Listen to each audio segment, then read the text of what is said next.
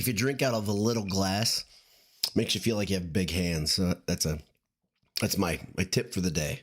B Dowd's real life tip for the day when you're drinking bourbon. If you don't go with a full size rocks glass, you just drink out of kind of a tweener, like a juice glass. Makes your tiny baby hands look like they're big. Hey everybody, how are you? It's Saturday, November 16th at 9:49 p.m. Good evening to you, Adam. You're first on.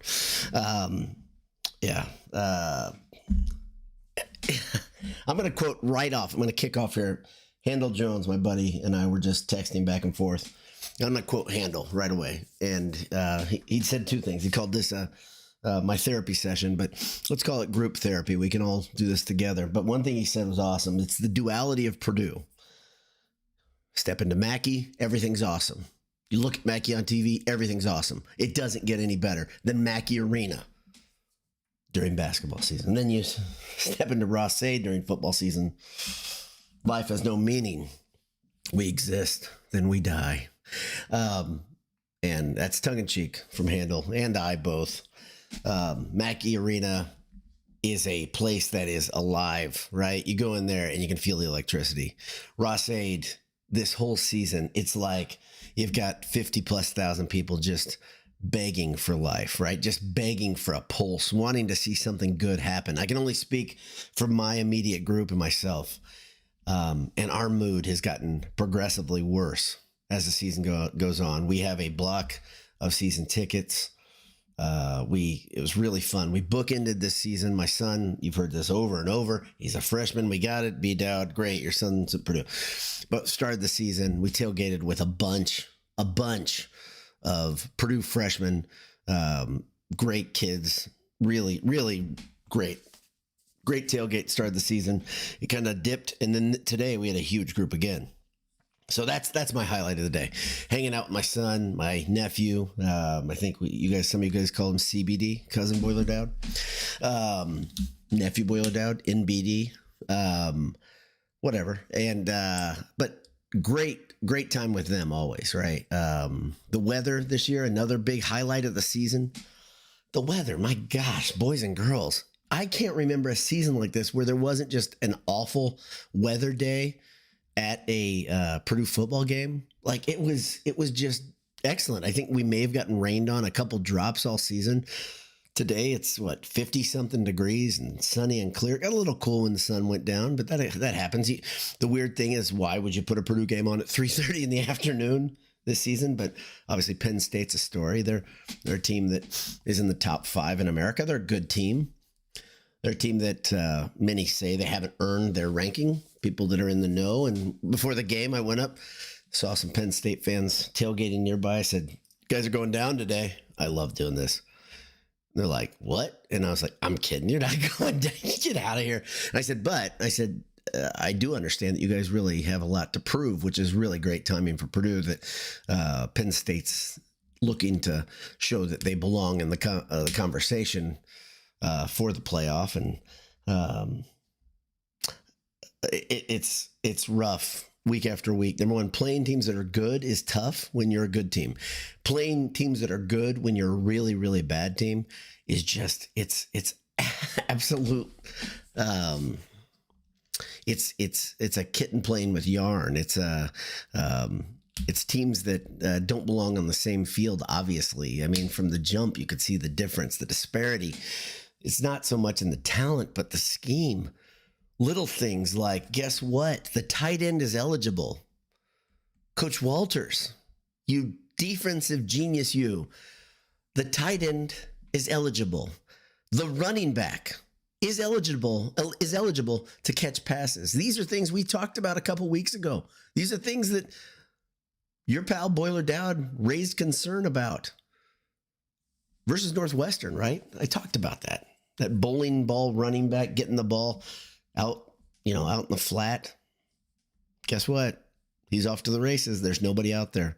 Purdue has this interesting defensive scheme where they have 3 down linemen much of the time who don't put any pressure on the quarterback ever. It's not their fault. Again, it's just a bad scheme. So they have 3 down linemen. They have no one on the edge, and the linebackers are dropping back, it looks like to me now. So the stopgap that they've put together from going from a man-to-man that gets just torched is having linebackers that are nowhere. So there's no man-to-man. There's no hat-on-a-hat type of philosophy. That 44 from Penn State is really, really good. He is a very productive player. And yet, you saw many plays where he's going to come out of the backfield either as in the Wildcat, that one play where he just it was kind of a lazy roll out, and then he's gone. There's nobody there. Off to the races.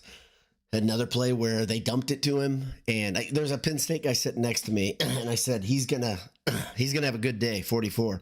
And he said, yeah, he's really good. I said, it doesn't matter if he's really good. I don't know if he's really good. He's gonna have a really good day because that's gonna be open. And sure enough, clicking, 44 is getting the ball, and he's off to the races over and over and over. Kind of a neat thing we saw today. Those Penn State respected Purdue enough to show wrinkles of a different, nature. They had that unusual formation where the tight end or the running back was in a wildcat set, and the quarterback was set deep to the right, setting up a double pass. Which, by the way, they had a double pass play where they could have chosen 3 players that could have scored. Somehow they went to one of the guys that should have scored, and just got it down to the 5 or the 10. This defense. If nothing else, if Mike Babinski, I know he loves Boiled Sports. I know he listens regularly. But Mike, you hired a guy because he was a defensive coordinator. He was a really good defensive coordinator. A young genius. Everybody talks about the genius basketball and football coaches. We got one of them. We got one of the geniuses, right? This genius defensive coordinator who's become a head coach has one of the worst defenses I have ever seen in college football. I think that point in itself is damning for Coach Walters as a head coach. But then when you look at everything else, all of the other problems all over the field, you just say, what are we doing right now? What are we wasting our time with? If you're going to can him at the end of the year, I think there's going to be a lot of relief from Purdue fans. I think most Purdue fans feel that way. I know I listened to the post-game radio show on the drive home, and there are a lot of people that are not a lot. That's not fair. There is a remnant of Purdue fans that really believe Ryan Walters deserves another year. I'm sure there are a handful of them around because I've heard them. I've seen them on Twitter. I got called out by somebody because I think last show, I'm too mean with my talk. I'm not mean with my talk. If you listen to the words, I'm not mean with my talk. I'm being truthful, guys. I'm not calling the guy names. I'm just saying this team is so bad. This team is so awful. It's such an easy game for the opponent when they play Purdue. It is more than a get-right game. It's a walk in the park. I mean, I put that cover up. If you saw the thumbnail, I put that up. Morissette catching the touchdown that he thought, and he was out by 3 feet, a full yard. But in his defense, that was a weird play. If you watch the whole thing, especially in Ross-Ade, you could see there's an extra pylon that's used as a camera. And they do these multiple places on CBS has theirs as mobiles, but they had it set deep, a yard behind the real pylon. And it seems to me that should be illegal, just to have that ability to have an extra pylon there. It's pretty distracting. So Morissette went to the pylon, which he's coached to do, but he had no situational awareness on the field that he was actually out of bounds when he was running the route. And it's somewhat confusing that there are, it's a black end zone, and then there's black outline to the white out of bounds line. There's some confusion. I get that. But at the same time, it's so indicative of the way Purdue plays, where you have this unusual solid drive. I think Purdue had 4 first downs in one drive. That hasn't happened it feels like eons, right? It hasn't happened since, maybe it happened in the Northwestern game, but it was like a real drive, like a grown-up drive. And Purdue gets down there, and Card throws the ball to Morissette, who's been solid all year. He's probably I'd say the most consistent. Is this fair? You guys can tell me if I'm wrong. The most consistent of the transfers, the portal acquirements. Is that the right word? He's been good. Morissette's been pretty solid. He's not a bad player, but on that play, he had no idea where he was, but it was just it's a perfect cap to the way Purdue's played. It's a perfect microcosm to what Purdue is in football this year. It's rough. So Card threw it to the second pylon as well. I mean, that's the thing. Ball was on the money. Watching Card play, and this is probably what Jay feels, because Jay loves Hudson Card. He's a big fan of Hudson Card. He thinks he's the guy that we never got to see the full version of him. I think that's fair. I don't want to put words in his mouth, but he was a big fan of his ability. And you watch him today. Penn State fans near us, they were delightful. They were fine, no problems. But they were saying things like, why can't we get to your quarterback? Because Card was pretty good at extending the play today. The thing Card does over and over that makes me nuts, if I'm going to pick one main thing, is he doesn't make decisions quick enough. But today he made the decision at least to run the ball a little bit. I can look at stats. I don't know if even looking at stats makes any sense. It's been a long time. Purdue lost 49-10. Purdue drops their is that 9th straight? Let's see. I'll give you that. Yeah, 9th straight. They're 1-9 now. Some interesting things happened at the end of the game. Some different guys got involved. Merriweather had a couple runs. That was neat. Kristen Jelloff, who's a senior who celebrated senior day. That's a tough thing for me. I love senior day. Generally, I like kind of feeling that choked up thing about these are guys that just like you, if you're watching this, they walk the campus of Ross-Ade. They go to classes too. And that's the thing. My gold colored glasses, naivete, if you want. I like to look at these athletes like fellow students. And maybe that's a dumb view, especially in this era. But there are a couple on this roster. I looked down some names that I know do value the Purdue education, and they like their time on Purdue, and it matters to them. So I like to think about those things. If I'm going to focus on something, I like to think about those guys, those players. I think those are the ones that I'd rather. I think college football is a mess. Maybe you do. Maybe you're with me as well. In its current state with mercenaries, rental players everywhere.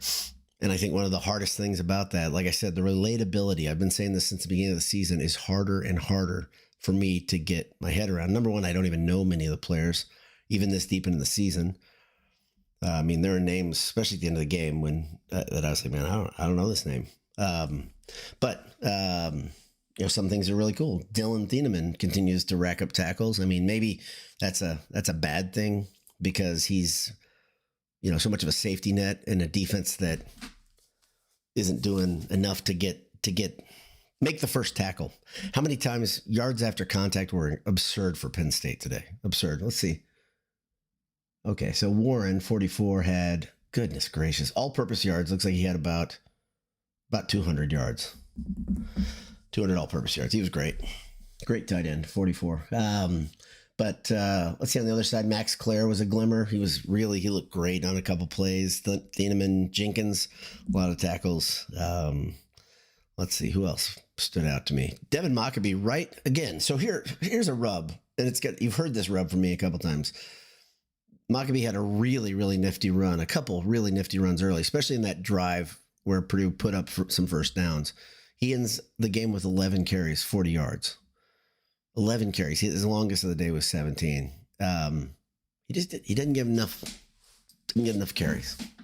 Doesn't get enough carries. He's not utilized enough. That's Maccabey's another guy that I think I can relate with. It's been great, kind of getting to know his family virtually on Twitter and here alike. But just tough medicine. Senior day should be better. That should be more fun. I drink bourbon today. I think I've told you guys I only like to drink when I'm in a good mood. I'm in a good mood because the season that's not right. Season's not over. The home season came to a merciful end. And if you're a season ticket holder and you stuck it out, good job. I would say Purdue fans, those of us in Ross-Ade, well done. You fought the good fight. You ran the race. Well done. I mean, gracious. That's one thing the Penn State fans were saying, like, man, that's a pretty good crowd for a team that's in the position Purdue is. Damn right it is. It's a real good crowd. I mean, it was close to a sellout, if not a sellout. Right before the game, there were a few hundred tickets left, and it wasn't that close to full. A lot of students are done. You could tell. A lot of them are like, yeah, I'm not going. A lot of normal season ticket holders are done, and many of them exited relatively early in the second half. I get it. But what a good showing. Again, this product is tough. It's tough. If you're a diehard, this is still tough. We have people around us who are really good Purdue fans that are like, yeah, I'm done. And I have part of me that wants to send the message to Babinski and company and do the same thing. We're all going to wait until after the bucket game to figure out what we're doing next season. I want to be at the games, but I don't want to have week after week of saying, dang, I'm not looking forward to going into the stadium. Looking forward to seeing the people. It's great, having a little reunion. It's fun.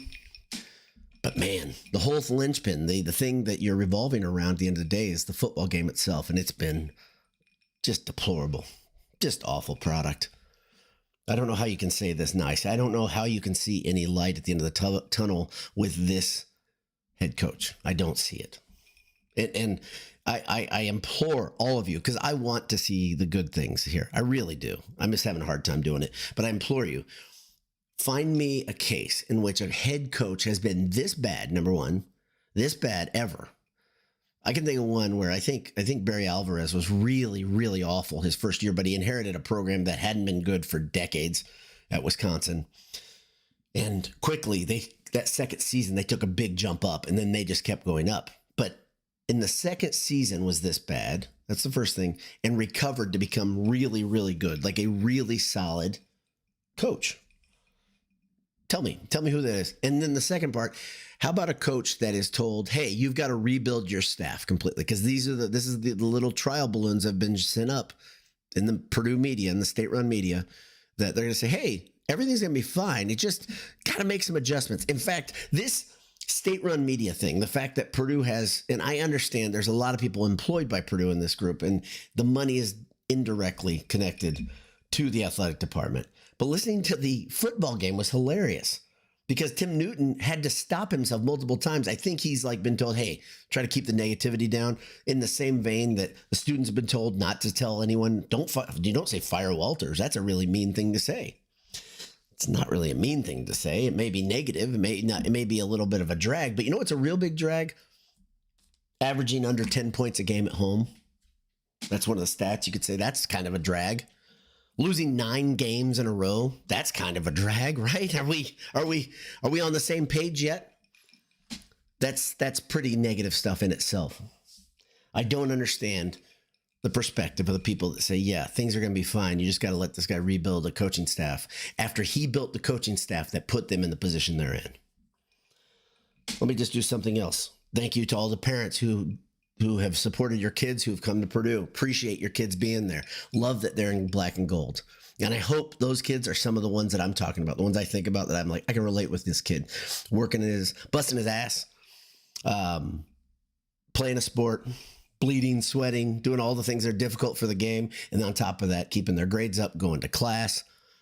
That stuff, that's incredible. I do respect those people. We all, if you went to Purdue, you were near these people, and you're like, how the heck do these guys keep their grades up? Because their schedule is so demanding. But to all those parents, thanks for sending your kids to Purdue. Appreciate it. And you have our support. I can tell you that much. The Purdue fans support your kids. This isn't about the kids. It's not about the kids. And I hope I've been clear about that. Okay, let's go to comments. Sorry for the drag. All right, let's talk. Adam P. says, evening. Pat Gotchel says, sad trombone in the saddest of tones. Pat. Kevin Albuquerque says, evening, Dad. Karen Grulock says, Boy, Dad, how was my day? My day was pretty good, honestly, other than the football part. Pretty good. Spending the day with my dad, and my brother, and my nephew, and my son, and their pals. Man, that's great. That's the good stuff. The game, though. Goodness gracious. I like football too much, I guess. Adam P. says, night. He's over. He's going to sleep. Is that it? It's over, Adam? Evening, night. Okay, gotcha. I see you. Mark Garrity says, early family Thanksgiving made it easy to not pay much attention to the game. See, these are one of the activities. Like Anish said, what are the things you like to do to avoid watching the game? That's an example. An early Thanksgiving dinner will do it. Greg Manis says he has no answers. Walters has no answers, even though it keeps getting worse. Yeah, Greg, and let's see, you continue. No adjustments, no improvements, looks worse. Greg, you have been one of the people, you're one of the level-headed fans that I know that relatively early was saying, yeah, I'm not buying it. Things are really bad. There's no need to sugarcoat it. I appreciate your honesty all year, both in person. I think we talked out, in the lobby or in the concourse during the Notre Dame game, half of the Notre Dame game. But also on Twitter, you've been straightforward on this, and I don't think you've backed down. I think you've been right on. And I don't think, by the way, not hateful. No hate behind what you're saying. Just things are what they are. Ryan Klipsch says, Purdue fans showed out tonight. Even if they didn't stay, it was 85% full, I'd guess, at kickoff. Yeah, I think it was 85%. I think that's fair. It was pretty good crowd. Ryan Lewis says, Mackey after the third Cox 3 was deafening. Yeah, it was awesome. Mackey is awesome. Ryan Lewis, of course, is the former producer with Macklemore. It's nice that he comes on to post games and handsome hours and what's over in QuickCast. Mark Garrity says the fans of the games are superheroes. The program doesn't deserve them right now. Yeah, the kids do. That's the hard thing I'm wrestling with. And I mean that. I mean, like, yeah, the reason you do this because you appreciate your time at Purdue. I know this is circuitous. You appreciate Purdue for what it is, and you want to, show some support and meet with your friends, that whole thing. And then you say, okay, yeah, those are our people out there, right? These players, these are our people, and you want guys that are easy to root for. This is the kind of the secret sauce in Mackey Arena that Handel was talking about. Those guys are super easy to root for. And these football players, pretty easy to root for too. There aren't bad guys out there, right? These are good guys, good kids. The problem that you have is you start saying there's like a level of respect that goes up, right? When you're like the precision with they handle their craft, right? On the basketball court, you're like, whoa, what they just did between the Yale and the Bama game, the way they raised their game and the passion they played with and the fight they played with. That's something that's real simple and easy to get around. Get your head around and be like, okay, yeah, I want to cheer for these guys. Football team, man, the fight doesn't look like it's there. I don't, and there are some of you guys, I'm sure that you're like, yeah, this is all on the players. I'm sure there are some of you out there. I have decided to fix my gaze to the 38-year-old coach who can't seem to inspire. I think that's one of the biggest roles coach got to do is inspire. Got to inspire the players. It's a huge, important part of the job. All right. Mohel93 says, all I can say is that I crack jokes to hide the sadness. Yeah, I'm with you, Morgan. I'm pretty sarcastic, and I said this to my nephew when the game started. I said, which one's worse? Flat out anger or biting sarcasm from the jump? And I apologize to my friend Ray, specifically, who sits next to me at the games. He had to hear it right from the jump. And he said to his buddy, he said, this guy makes some noise here. And I don't think I was really, I didn't stay loud. I didn't stay. My spirit wasn't all there. Ryan Klipsch says, beautiful day today. Yeah, the weather was awesome. Ron Gable, who I missed, was usually in our block, was caddy corner from us over in 119, said, didn't make it to halftime. Tremendous crowd. Ron was, he had a little one in tow in the kids club seats, which it's amazing that kids club seats were for the Penn State game. That's pretty cool. Mohel93 says, who says global warming is bad? Yeah, it's pretty nice in the fall. That weather was pretty darn great. Greg McManus says their tight end was insane. He's awesome. Yeah, I remind him Allstott in a way. Yeah, he runs hard. He's a train like Allstott. He's in the 40s too, not number 40, but 44. So yeah, I think that's that you can call that. And he plays some H back too. Ryan Klipsch says I was in 126, not an empty seat anywhere around me. It's because you were there, Ryan. Last home game of the year is always bittersweet. I think this year is more sweet than bitter. More sweet than bitter, unfortunately. So yeah, so you're saying, yeah, it's over. Thank God we got through it. Feels like work sometimes. Mohel93 says it was sad saying goodbye to my fellow season ticket holders in my section. Yeah, they probably said to see you go. You're a good guy. Big Time Boiler says, please, Lord, let this era end. Fire Walters. You're not alone, Grant. Greg Menace says, still have Walters. Walters needs more time people in my Twitter mentions. And they're there, Greg, because they know you're not that. This is the Twitter algorithm really, really going after you and digging in, just putting its thumb in your eye. I don't know. If you're one of these people who thinks Walters needs more time, sound off. Tell us why. I'm not going to pile on, but I'll at least try to figure it out with you. Let's see. I'm going to skip down a little bit. Nolan23 says Ryan Walters is not a head coach. And I think that's a fair sentiment. It's probably the fairest of assessments of the situation. Some guys aren't made to be head coach. right above it, Mohel 93 says Morgan Burke situation. It feels a lot like that, doesn't it? A lot of parallels, sadly. And I'm going to expound upon my feelings about that. I think there's a lot of things that I have concern about. Hopefully, they're just made in my head. Boiler Dowd created problems, but we'll know in a couple weeks if I'm right or I'm wrong, I think.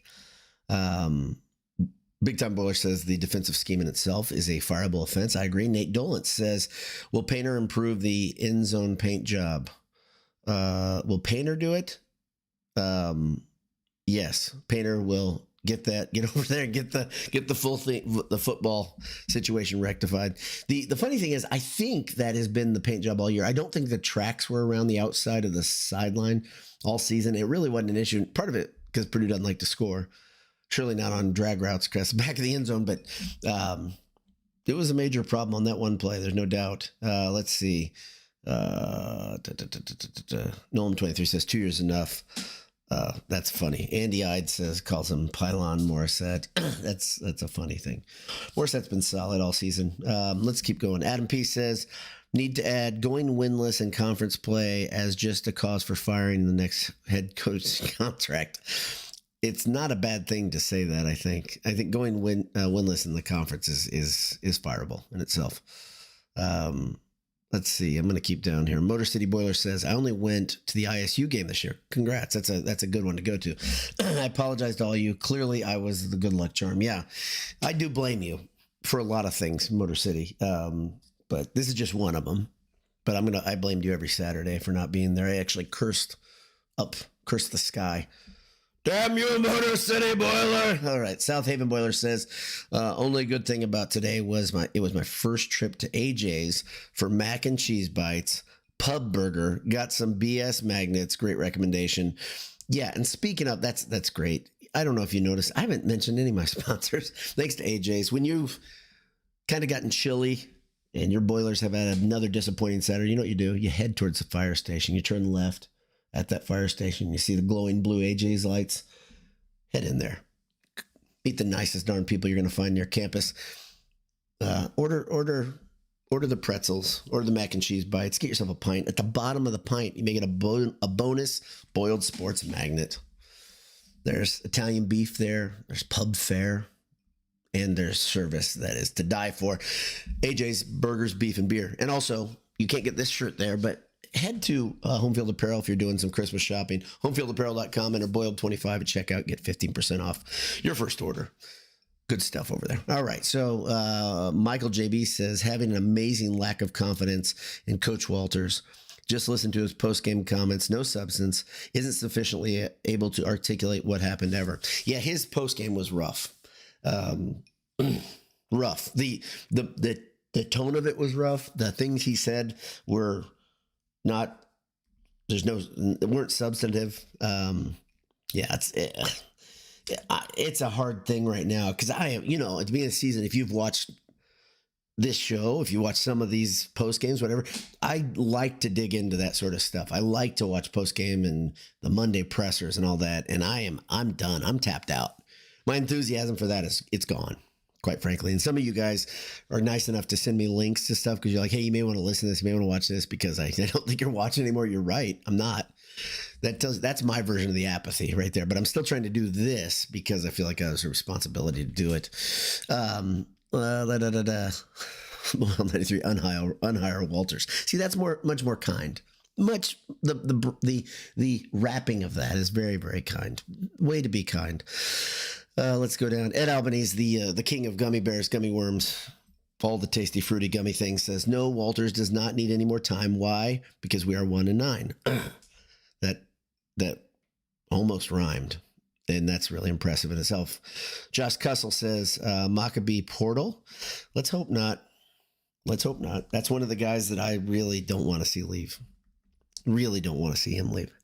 I'd like to see him at full strength with a good offense, with a different head coach, just absolutely go off on a couple teams because he deserves it. He deserves to do it in gold and black in front of the Ross-Ade crowd. And here's some of those cheers raining down on him. Yeah, I know there's rumors. I've heard them. Hosehead says, I've made a lot of money betting huge Purdue spreads. Yeah, Today the spread is 28.5 points.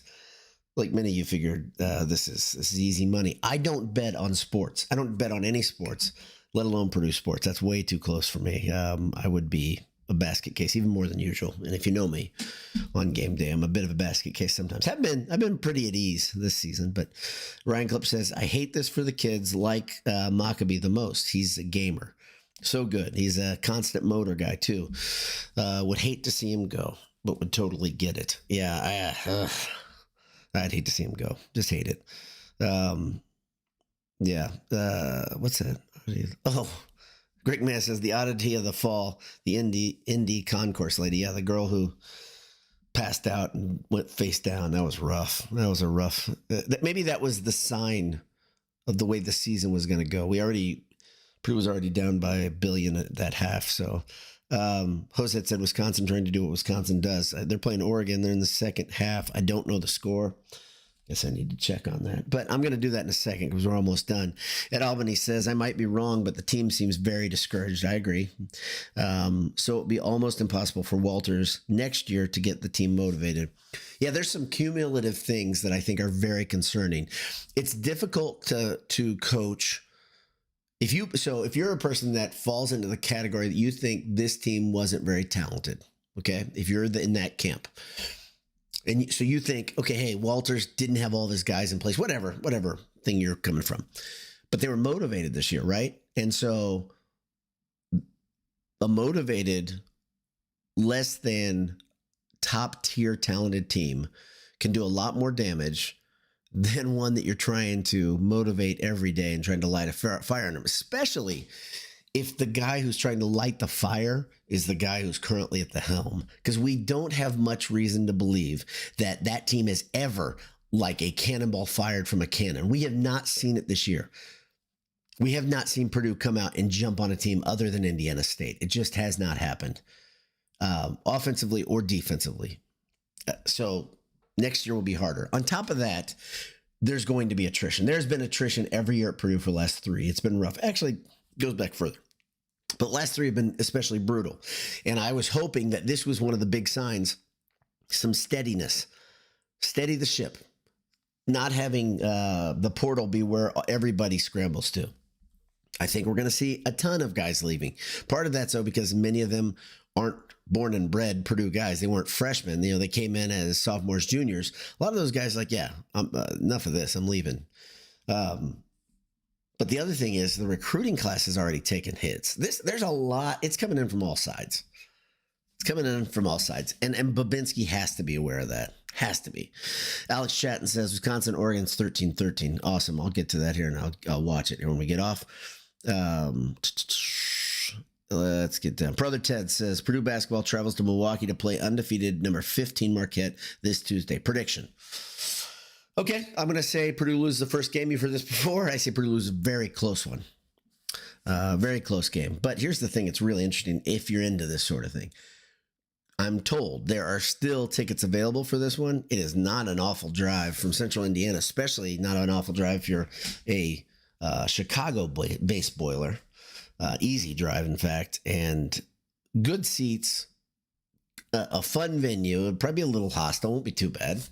You've probably been to worse, but yeah, I think this is. If you want to say that, I do this every year. I'll say, hey, get me out of here. Split these games. I'm gonna be a happy guy. I'll say that. And I was looking at the Bama and Marquette games. If you could split that, you're in pretty good shape. And I still think that. But the problem is they've done the hard one already, in my opinion. I know Mackey is worth a lot. It's worth a boost. But I think Marquette's not the team that Bama is. Thing is, Marquette's been playing better than Bama. That's the other thing. It's weird, right? Which one's the more finished product? Right now, Marquette is, right? And Marquette's playing better basketball. And tough to play a team on the road. I'd say Purdue loses by a couple. How about that? I don't know what the spread is. I don't know any of that, but that's just my prediction. So you probably have a better opinion than me. I'm really bad at predicting things. Let's see. I'll take one more. Yeah. I think that's it. Greg Mass says Pfizer Arena from all reports. Very nice too. Yeah, it'd be a great place to see a game. And it's Tuesday night and the tip off is what time? probably 7, guessing. I haven't looked at the schedule for that detail, but it's coming quick. And these young upstart basketball Boilers, they're fighters. They're feisty. So thanks to everybody. It's been 35 minutes. That's long enough to talk about today's game. We'll have some thoughts on the Handsome Hour. I believe we're going to have normal Handsome Hour on Monday. Pardon me, not tomorrow. On Monday, 9 p.m.-ish. We don't have a basketball game on Monday to contend with that might run into. I don't think the schedules, 9 p.m. Ooh, boy, that makes that game even more attractive, doesn't it? That's really good. I might have to look, see if I can get tickets. Boy, that really interests me. Did I just sell tickets to myself? I think I might have. We'll see. I haven't been to a road game in a while, either in basketball, so that might be fun. So 9 p.m., easy to get there. And they're on Central Time? Central Time. So, okay. I'm going to get on. I'm going to check that out right after we get out here. But I hope you had a great day, regardless of what you thought on the football field. I hope you didn't find too much to completely avoid watching your Boilers. And guess what? We're in the thick of basketball season, so things get better really, really quickly. Kevin Albuquerque says, will you get concession for selling yourself tickets? Yeah, I get a kickback on that. Yeah, that'll be pretty good. I think I get 10% for myself. So that's it. Yeah, I think so. That's a good point. Very good point. Thanks to everybody for tuning in. We've got two more games. I usually just say savor this stuff. Savor the football season because it's so short. But right now I'm going to say, give me a merciful ending. Let's get out of this as painlessly as possible. Oh, it's only 1.5% cash back, or is that on top of the 10%? So, yeah, Ryan Clip says, thanks for the group therapy session. Basketball and volleyball season is going to be great. Yeah, no kidding. They're going to be great, and no problem. Glad to be here. Glad to do it. Glad to meet with everybody this way. Do we play IU at home in football? We do in basketball, I believe. Football, we do not. Of course, it's in Bloomington. Oh, and speaking of IU, I hope I didn't just open up a can in my own head. But in case you don't pay attention to things like this and aren't outside of the Purdue orb, Signetti signed a $72 million contract this morning, or was working on this week, and it was signed this morning. That's big boy money. You are getting near that SEC type of money, where the top of the SEC, they're paying like $9 million pretty on the regular. So he got $8 million guaranteed plus a $1 million kicker if they hit their academic something standard. I believe that's what it was. I tried to read up on it quickly this morning. But the big takeaway of that is IU isn't playing around. And at the same time, you have Purdue. I don't know what we're watching, what is happening, but it doesn't feel good. There's no clear leadership happening in Purdue's athletic department, if you ask me. Silence seems to be the style of the day. Maybe they're just waiting until the IU game's over, but whatever. IU is not effing around. And Signetti, by the way, I've told you guys about what I think is going to happen in the bucket game. So, yeah, that's not great. So, yeah. Ryan Clip says, seems like jump the gun contract for Signetti. Could be a Mel Tucker 2.0 written all over. Yeah, and this is, it's a funny parallel you bring up. We talked about this behind the curtain. The Boiled Sports guys did, because if you remember back, Mel Tucker got a, $90 million contract right before they played Purdue. And I don't know if you remember what happened. That was a rough game for Michigan State. And so that was hilarious. The difference might be that this is deeper in the season. The other thing is, I think we're a couple years later, so Signetti's doesn't seem quite as outlandish. Tucker's contract seemed absurd to me when it was signed. This one, I think, if IU doesn't put up their best defense to try to keep Signetti where they are, they could have a riot of those 5 IU football fans. They could be very, very angry. Those 5 real IU football fans. They deserve this season, for the record. Those 5 fans. The rest of them can pound sand. Let's see. Yeah, it would be funny if Purdue. It'd be hilarious if Purdue could beat IU, because Purdue hasn't shown a pulse for weeks, if we're being real honest. I mean, going to overtime with Northwestern, it's nice, but Purdue hasn't had a fight. Purdue hasn't fought. IU is a good team. IU is every bit as good as Penn State, and they're nastier. They are about their business.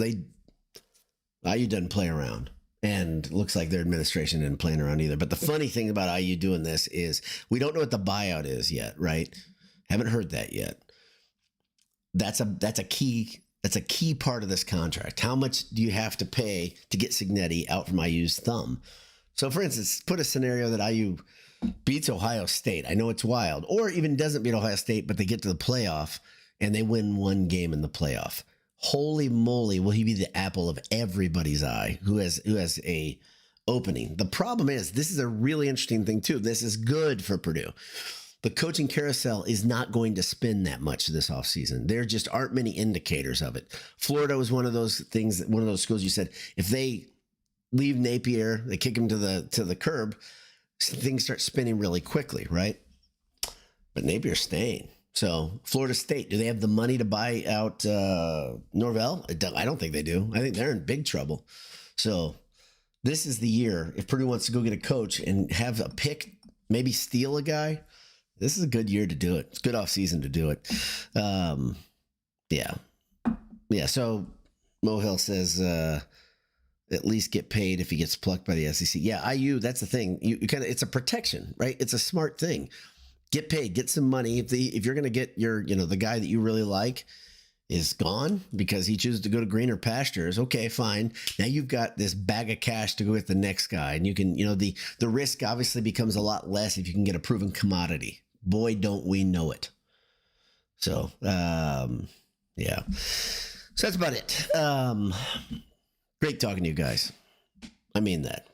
Great talking to you. Hope your evening's good. And this is the second time I sign off. This time I made it. God bless you. Hammer down. We'll talk to you soon. See ya.